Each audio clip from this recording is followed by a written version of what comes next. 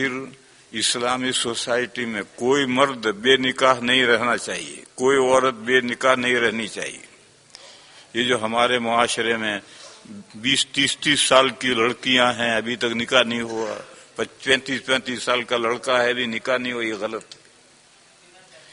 حدیث میں ہے کہ اگر لڑکی کسی گناہ میں مبتلا ہوئی تو باپ پکڑا جائے گا، لڑکا کسی گناہ میں مبتلا ہوا تو باپ پکڑا جائے گا۔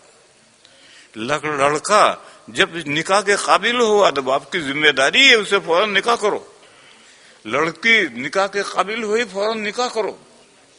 تو اسلامی سوسائٹی میں بے نکاح تو کوئی ہے ہی نہیں۔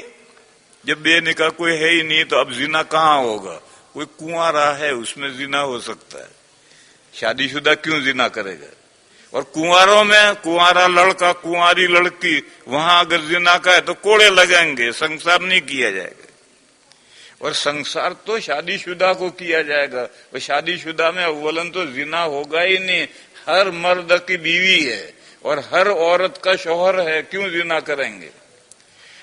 جس معاشرے میں برائیاں ہیں، شراب چل رہی ہے، یہ ہو رہا برائیاں، تو وہاں تو سب کچھ ہو سکتا ہے، بڑی عمر کے لوگ بھی کرتے ہیں۔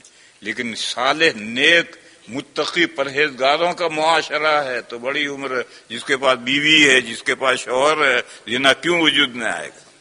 ہاں جو کنوارے ہیں وہاں غلطی ہو سکتی ہے تو وہاں تو کوڑے پڑیں گے، سنسار نہیں کی۔